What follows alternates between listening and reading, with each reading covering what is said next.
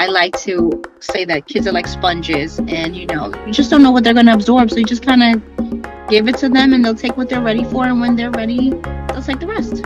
I think that's true of ourselves too. Like we're off-handed stuff that like we're like, there's no way I can handle that, and then we just sort of do. It's in there. You just have to be willing to do the work to get it out. They know so much more, and we know so much more than we are often giving ourselves credit for. Their voices are important. What they have to say matters, and that it's welcome. I want to hear what you have to say because it's important to me. If it's important to you, it's important to me. Okay, we're all different. We're all unique, and we can appreciate different points of view. Think about it. Some of the best relationships that you have in your life are the ones that challenge you, are the ones that stretch you and help you to grow. The only constant is chaos. We have to be flexible with what is handed to us. We play with purpose. To them it feels like play, but I come with my purpose. Like, I want you to build your language skills. We sneak that learning in there, but it's so much fun. They're so beautiful and so amazing and so incredibly gifted as they are. And if we could just give ourselves the same grace and the same knowing that like, oh, we also have, like, we're also worthy, we also are amazing, and we were born amazing. Realize the power that you have, the strength that you have, and be more confident and stand in that and advocate. You are the one that you've been waiting for. No need to knock open the door. Take the leap and be the dream. Be the Dream is your guide to authentically sharing your voice and stepping into the life you've always wanted. Whether through music, speaking, or creative expression, we're here to help you own your unique sound and make an impact.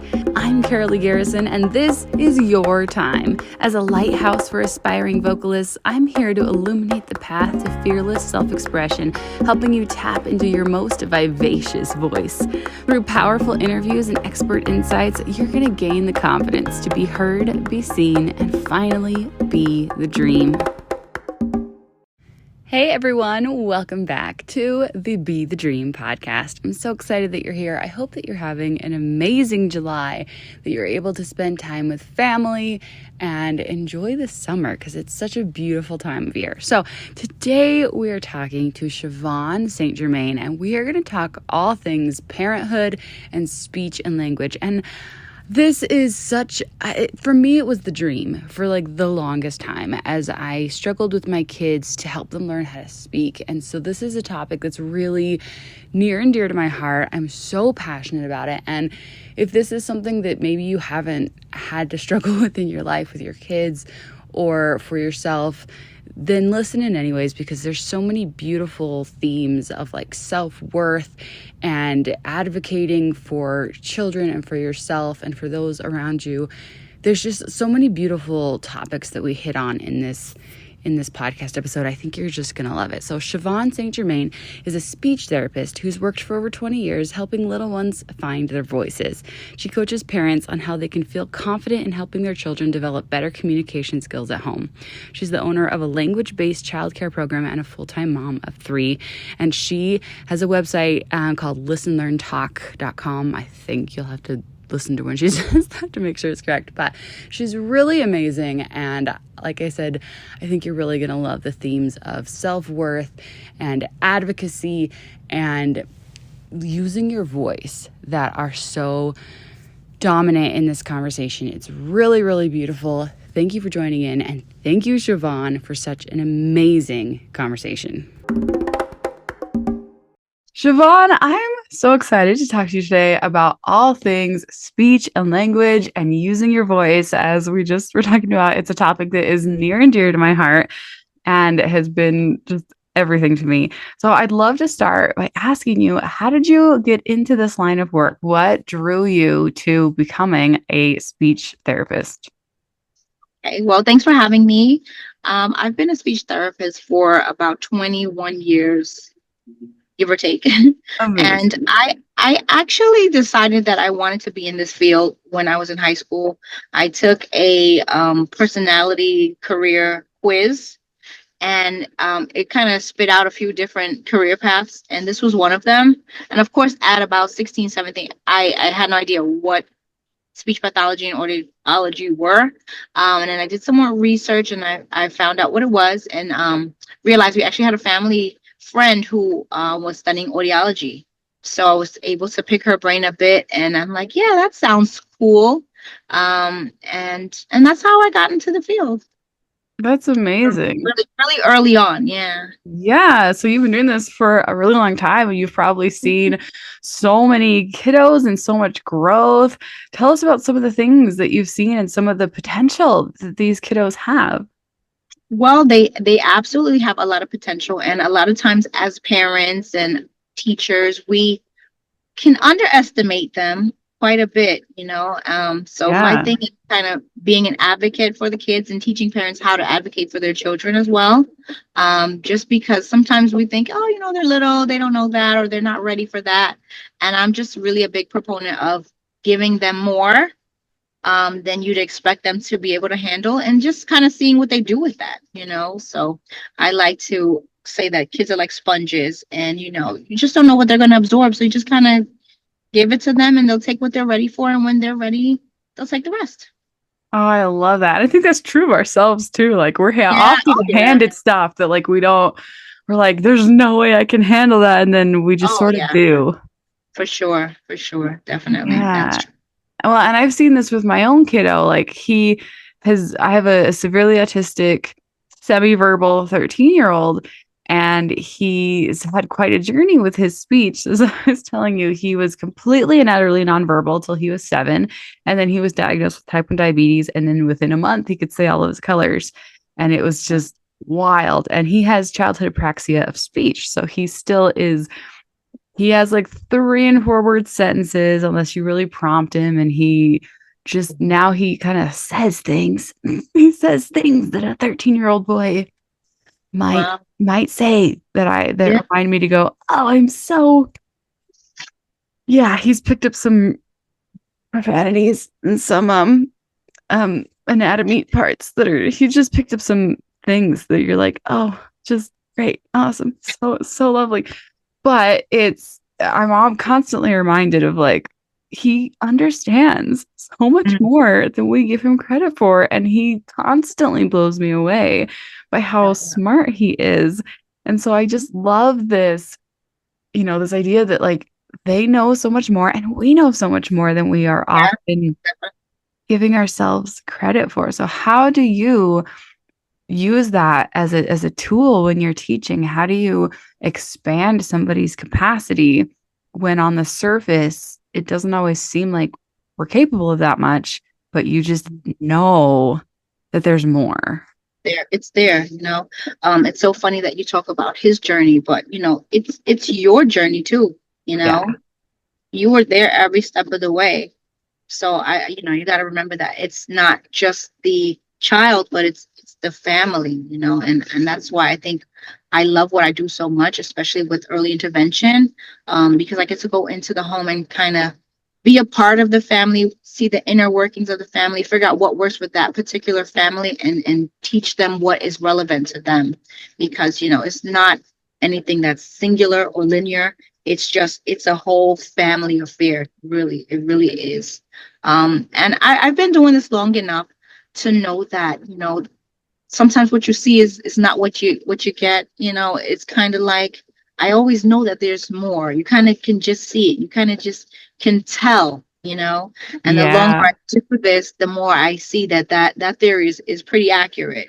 So I often tell parents, even if your child is not verbal yet, um, keep There's always hope. keep giving them more, keep stimulating, keep talking, keep expecting, because they are going to rise up to your expectations. Just don't ever lower them, and just keep working towards what you know that they can do. So it's in Mm. there. You just have to be willing to do the work to get it out. Oh, I love that. I definitely had a time where I had just about given up hope on my son talking, and then we had this breakthrough that seemed like the end of the world, and it changed But everything. wasn't it worth Mm. every struggle, like, Yeah. everything that you did, every session that you got him to, and everything? It was so worth it, I'm sure. Yeah. Yeah. And all the hard work of like, it takes a community. It Oh, takes yeah. it takes, therapists like you, and it takes parents, and it takes grandparents, and it takes all the people coming together to help and to do all the strategies and to work through all the things. And I'm sure you've seen that as a mom. Like, I would love to talk through like how this knowledge of how we can use our voices and the technical training of speech and how that works has helped you with your kids and raising your kids to be better speakers and all of that. Well, I definitely use what I do at work at home. I have three children of my own. I have a 14, an 11, and a 5-year-old. And they're all pretty big talkers, nonstop. Oh, I was gonna say we have that It can mom. be a, can be I a have that lot. with mine. I have that with mine too, where I'm like, I taught you to talk, and now I a little bit Now, regret that. now you're using it against me in so many Yes, ways all the time. But sometimes I tell parents, be careful what you ask for, I because they're know. gonna give it to you. You got to deal with it. But I'm thankful because in my work I see the other side of it. So Yeah, when parents tell their kids to like shut up, like I hate that. I really do. yeah. Because I work with the families that their only prayer is that the child will speak. So you have a Hmm. perfectly, speaking child here, and just don't do that. Let them express themselves. If they're not doing it the way you want or the way you think is appropriate, guide them. That's what we do as parents. But definitely to not take those things for granted, Well, right? and thinking about how much we internalize those messages, because we did Yeah, that when we were kids, when we were told absolutely. to be quiet. Like Yeah. it's not just Speak. a message that Yeah, we take for that one time. It's a yeah, message that we definitely. take to heart of like, Mhm. oh, I should always be quieter. I need to be less because people don't approve of me. And it's Yeah. like, what Oh, message yeah. you I sending? definitely, I definitely came from a time of, speak when spoken to, and children should be seen and not heard. So, for me, it's kind of like, yeah, on the one hand, that's what I grew up hearing. But, being in the field and just kind of learning and growing, I've been able to kind of pivot from that, and just teach them that their voices are important, what they have to say matters, and that it's welcome. I want to hear what you have to say because it's important to me. If it's important to you, it's important to me. And am I always going to like it? Am I always going to agree? No. I mean, that's not normal. We don't agree with everything that everyone else says, but just kind of helping them to navigate through that. And that's part of growth, right? For us and for them. That's so beautiful because, and I think we don't always appreciate that in our kids, but we Yeah. Oh, appreciate yeah. it more from adults when we're like, okay, we're all different, we're all unique, and we can appreciate different points of view. But then when it comes to our kids, we're like, wait, I raised you, you're mine, you're supposed to think the Yeah. same thing I do. And it's like, no, they also get to be No, unique, no. Yeah. amazing Yeah. individuals, and we Yeah. also get to let them. And that's why I tell the parents that I work with, I'm like, this is why they don't come with instructions. Yes, this is the hardest job you'll probably ever have in your life. And it doesn't come with a manual or any type of direction. And it's because each one is so very different. And each relationship that you have with each one is going to be so different. So what works with one probably won't work with the other. And then you have to, you have another one and you have to change that up a bit. So they're growing and so are you. And I heard an analogy one time and it was just like, maybe it's not an analogy, but like, Yeah. a point of view where the person said, I have three children and they have three different sets of parents. So I'm like, okay, well, that's weird. What do you mean by that? And it's like, okay, well, I had my first at 29, my second at 32, my last one at 38. And I was someone different. Their dad was someone different at each Mm. stage of the game. The first one had a different set of parents because she was the only one. And I was 29. Now the second one had a different set of parents because now we had to pivot. Now we have two, but now we're a little bit older with a little bit of more experience, a different mindset. Now we're at 38 and now we have a third one. Now we have two older girls, but now you're a boy. Now I have to think about, how I maneuver that or what your needs are versus what their needs are. And I'm a lot older now, now there's 9 years between the first and the last. So I'm a completely different person. Thus, I'm a completely different parent. So it makes sense when you hear someone say, like, all three of them have a different set of parents. They really do. So I thought that was Oh, pretty cool to think about. You know, we don't really I think about love it. it. And Yeah. that's so, so true. And as Yeah. you Right. like, because it's like the expression, like, you never step in the same river twice. Right. Right. Because we're always changing, we're always growing, we're Exactly. always becoming. Our kids are always changing, and we're always adapting to what they're bringing to the table, and then they're adapting to what we bring to the table and what our life circumstances bring. And the only constant is chaos. And change. Yeah. Yeah. Change. Absolutely. And we have to be flexible with what is handed to us. And that's Yeah. just, par for the course in Yeah. life. We think we're raising them. They're actually raising us in a way, right? It's a back and forth kind of thing. Like, we help each other grow, Yeah. Yeah. learn in so many ways. And if you think about it, some of the best relationships that you have in your life are the ones that challenge you, are the ones that stretch you and help you to grow. You know, so it doesn't really get much better than that. It's really true. Well, and it's really phenomenal to have the opportunity to be a parent and to watch kids grow in whatever capacity, even if you're not a parent Yeah. and you're watching them grow as a teacher or as a therapist, Yeah. and to see, especially over time, to be able to see how they expand. Because, like, my youngest, so my middle one is the one who is severely autistic and was nonverbal till he was 7, but my youngest refused to speak when he was a kid. And it's funny how, as a parent, you can just know. You can just, like, I would look at my two boys, and my youngest would refuse. It wasn't that he couldn't, it was that he refused to speak. And he was in speech at home for a while, and he would just glare at them and then lay on the floor and scream at one.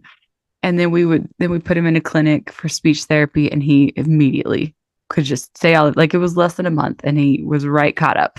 And it was like, oh, you just took a different setting, and then now he was agreeing to do what he was. Yeah, he was and taking it in. and here he is, and he's so verbal, and he's 10, and he could be a public speaker one day. He's so verbal, he's so just animate and engaging. And Well, he do me a has, favor and reach out to that first therapist. Just let her know that, or him. Let them know oh, that, you know, because they sometimes tried. We had like 4 or 5. They kept trying different therapists because he, at home, he was like, nope, not doing it. Not interested, wouldn't cooperate. And what's funny is now he's back in speech therapy at school, and they keep saying things like, okay, he won't. Like, he won't say his R's right, he won't say his S's right, and he's not interested in trying to do it right. As soon as we get into speech therapy, he does it right. But we go back to the classroom, and he's like, no thanks. Doesn't want to integrate it, doesn't see how. Mm. It's hilarious to me because He sounds like quite a character, quite a oh, personality. he's Yeah. amazing. He's a hoot, and I love him to death. But I'm constantly amazed at the capacity of our kids to just be their own person. And as parents, like, we kind of have this idea going into parenthood that, like, we're in charge, we control things, and it's such a lie. Like, it's not Such a true. lot. My They God, come I kind of in, feel jealous. I kind of feel jealous of their freedom, right? To just right. be, to just They be. they come into this world like knowing who they are and knowing what they bring to the table. And as long as we don't take that out of them, like, they Yeah, will just thrive in their own beingness. definitely. I feel like we have so many misconceptions about being a parent until you become a parent, Yeah. because it's like when you know, you're the kid and you have your parents, like, okay, there's God and then there's your parents. Like, they know everything. They're the parent. Like, and it's not until you become a parent that you're like, okay, well, I'm just kind of winging this because I never done this before. Right. Nobody's telling me how to do this. And then you kind of have so much more grace for your parents looking back. Like, okay, well, yeah, you did the best you could. You know, was it perfect? No. Are any of us perfect? No. But as parents, we just kind of try to do the best we can. And I always say, like, as long as you try your best and do what you do out of love, it's not going to be wrong. You know, it's just going to be your process and the process of your family. Right. It's so true. Literally, my husband's prayer last night was like, dear God, I have no idea what I am doing here. Yeah. Yeah. It is not so often our prayer. And it's like, when we really think about it, our kids, we have to just let them be. Like, we do our best to support them in everything that they are, but also just knowing that, like, they're so beautiful and so amazing and so incredibly gifted as they are. And if we could just give ourselves the same grace and the same knowing that, like, oh, we also have, like, we're also worthy, we also are amazing, and we were born amazing, and we can just be like We'd our, be happier. We'd be yeah. happier, right? Mm-hmm. Like Yeah. the voice that naturally is in us is already enough. Yeah. Yeah. So I love that your work does that for people. And I think that it doesn't just do it for kids, but it does it for their parents too, because whenever kids are learning, their parents hopefully are picking it up too. I'm sure Oh, not always. yeah.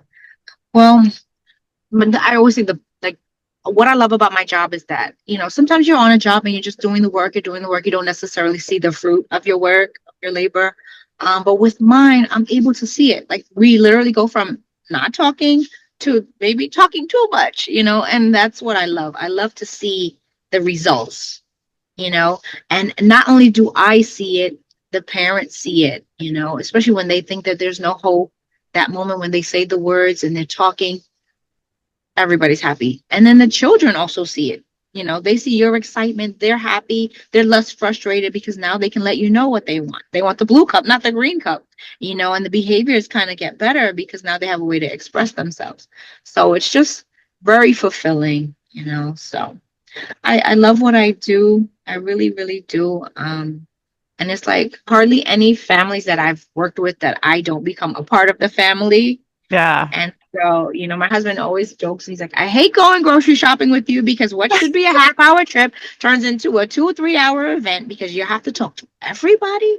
And I'm like, well, yeah, I do because, I can't go out without seeing like, people that I've worked with their children or, it's a good feeling. Mm. All right, so then I have to ask you, what is the hardest part of this job? Sometimes it is managing parents' expectation and kind of, it's not just speech therapy for the child. A lot of it is parent training. Because I'll go in and sometimes, and you know Yeah. this, you can be in therapy for quite some time before you hear the first words, and sometimes I have parents whose expectation are can be a little unrealistic. Okay, you've been in therapy for 1 week, you've had 2 sessions. Why isn't he talking yet? Like, whoa, hold on. Don't we do the same thing with like therapy counseling as an adult? It's like, okay, how come I'm still depressed? I went to therapy once. Why am I not better yet? Takes time and it takes work. This is no different, So sometimes it's just managing those types of expectations. And, once we get those under control and they understand how the process works, then, we have a better time. Sometimes I'll tell the parents, your child is probably going to hate me before they love me, but we're going to get to the love part because a lot of times I find that it's either a lack of stimulation, with the children that are typically developing that are just later talkers. They may be having someone in their life who's anticipating their needs, not giving them the opportunity to use the words or use them in the moment and context. So, I'm just like, don't, it's 12 o'clock and they have a bottle every day at 12 o'clock. Don't just say, here's the bottle. You might want to say, oh, are you hungry? Do you want something to drink? Should we go head over to the refrigerator? Let's open the refrigerator. Do you want milk? Do you want juice? Should we have a snack? Just kind of giving them those opportunities for growth. So, like treating them like a person, treating them like, and giving them a chance. Give them a chance. So some parents get a little frustrated when they hear them cry or get frustrated. And I'm like, it's normal and it's a part of this thing. They've been accustomed to just getting what they want without communicating. I'm here to teach them that communication is an exchange. You do something, you get something. So it's kind of like, and crying is the first like level of communication. Is I protest and then I get something, because as an infant, like that's how you first communicate. So then as you mature, you start to realize, okay, well, crying is not very specific. So if I get more specific, then I can get closer to what I want. and people don't just Yeah. guess. Exactly. But that insight a lot of parents don't have. So, I actually created an online program for parents called Listen, Learn, Talk, The Gift of Gab. And it teaches parents how to do the strategies that I employ in therapy at home when I'm not there. Most of my clients I see maybe twice a week for an hour, hour and a half. What is that? For about, no, 30 minutes to 45 minutes. That's an hour, hour Yeah. and a half week. There are 168 hours in a week, most of which are spent with parents. Now, if parents know what to do, children can get to their goals a lot faster. So the children that I've seen in my practice over 20 something years that do well and meet their goals faster are the ones whose parents are involved, who know what their goals are, who know why we're doing those goals, why we're working on those goals, and how to implement those goals in their day to day. So that Yeah. was really the reason for me creating this course, so that they can feel empowered to help their own children. Like, I know you're not a therapist, but here are some things that you can do when I'm not there, when your therapist is not there. Just kind of giving them that feeling of, that encouragement, that confidence to say, hey, I can do this. I can help my own child in this way. I love that so much. Like, it's your job to teach them what's needed in this specific case Yeah, and then to yeah. do that. But habits are hard to break, like, They especially when are. you get in that routine with your Yeah, child and it's yeah, like, oh, time for food, give them food. And it's like, wait, no, yeah, break it, break the cycle, yeah, start doing something new. And it's when you change those habits that you can change the things that you want to change in your life. And this yeah, can be true of kids or you in your own yeah. life with your own It's body. definitely, it's definitely tough in the beginning, but I think once they see the progress and they say, oh, hey, this does work. Oh my gosh, he's saying this, he's saying so much. Then they get on the bandwagon. I'm like, yes, now we're cooking. Ooh, amazing. Tell us what your course is called and how we can get It's it. called the gift of Gab. Awesome. And how can we find it? You can find it at www.listenlearntalk.com. Ooh, I And love I'm that. also on Instagram at Listen Learn Talk. I love that. What a great Instagram, name. Facebook, and TikTok. Oh, that's such a great name. So, one last question for you. How did it take a lot for you to own this? As being a speech therapist, it's kind of like this when you're going into people's homes and you're like telling them what to do. And that can be really scary for people where it's like, what authority do I have to tell your kid what to do and to tell you what to do as a parent? Like, wait a minute, like that can take a lot of courage. That can be intimidating. How have you It, stepped into that? it can be, but I think, my personality overall is not really domineering. Like, I own a business, I have employees, but I'll never say she works for me or he works for me. I always say we work together. So I come into your home, I'm a guest. I'm not going to come in here and treat you in that way, because I wouldn't want that. I come in and I'm here to help. I'm here to serve your family, and we're working on this together. So with that attitude going into it, I've had very good receptions in 20 plus years. People don't feel intimidated because I'm not intimidating. I'm here to help you. Any questions you have, anything that you need help with, I'm here to help. So I think going into it with that attitude kind of sets people at ease, and they know that I'm there as a support. Oh, I love that. I think so often when I don't know, because you're an entrepreneur, and when we look to become an entrepreneur, when we're aspiring to have our own business, we go, oh no, I have to be an expert now. Oh no, I have to be in charge. I have to like feel like I'm in control of things and I don't want to be. And you're saying, let's shift it. Let's shift this whole perspective to no, you don't have to be an expert. You don't have to be in charge. You have to be a servant. You have Yeah, to show people how you can help them. And that shift is everything. it is. It served me well in all these years, I have to tell you. Definitely. And I've been in a lot of homes. Like, I've worked with hundreds of kids. And I can probably count on a couple of fingers, the kind of strange interactions that are bound to happen. We're all human, Yeah. but definitely not the norm. It's been really good. I've had a really good run, and I'm enjoying it. I'm definitely enjoying it. And my other business is a language-based daycare program. So I work with children in my neighborhood, and this is part of the reason why I can't get out of the supermarket because I work in my neighborhood. I serve the people of my neighborhood, so they all know me. I work with their kids in one capacity or the other, and it's just basically a daycare that we focus on language. So I give the example, like if you go to a regular daycare, they may give your child a puzzle to do, and they're just doing the puzzle. At my daycare, we're going to do the puzzle, but we're going to talk about the puzzle. We're going to label, we're going to sequence, we're going to do all those language things with every activity that we do. Oh, So I our love kids it. leave us with, knowledge of phonemic awareness. They're reading before they even get to kindergarten. They know so much. I've had parents come back time and time again after they go and they do the kindergarten assessment, before they start kindergarten. And they're like, the people want to know where these kids came from and why they know so much. And I'm like, well, we work. So, that is another part of what I do that brings me so much joy. They always come back. I have some that are, I've been doing that about 13 years now. So I have them, they come back to visit and, they're doing well. I'm just really proud of the work that I've been able to do.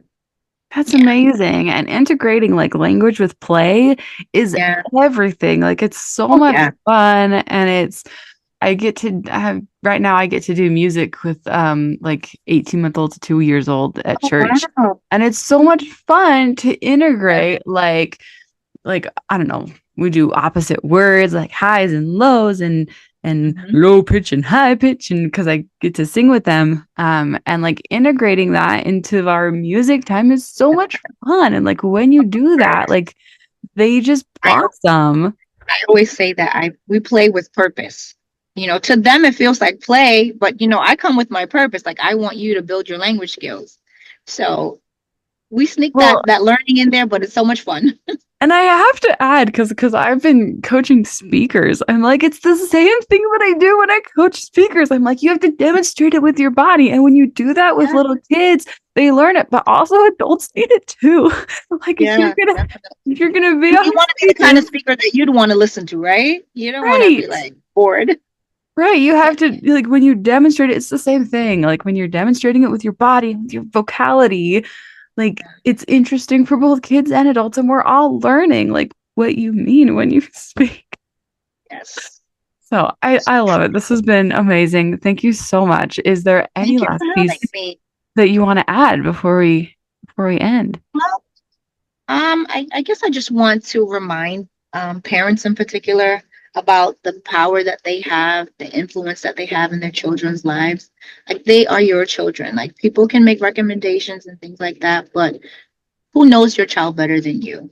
Mm, All right. So I would just say, just realize the power that you have, the strength that you have, and be more confident and stand in that and advocate. Our children can't advocate for themselves. And I feel that I'm an advocate for the children because sometimes parents just don't know. They mean well, they don't know, but it's my job to advocate. Just as you as a parent will find yourself in that position to be an advocate for your child. So just feel confident in that, as long as you're doing what you're doing out of love and you're doing your best, it's going to be fun. amazing. Thank you so much. You're welcome. Thank you for joining me for this episode of the Be the Dream podcast. In the show notes, you're going to find links to be a guest on the show, the free Jumpstart Journal, and a place to book your free 15-minute one-on-one coaching call where I will guide you on how to step more fully into your dream. Don't forget to share this episode with a friend. Let them know that you're thinking about them, and let's share inspiration with as many people as we can. We could all use a little more motivation. See you next time, and until then, remember to be the dream.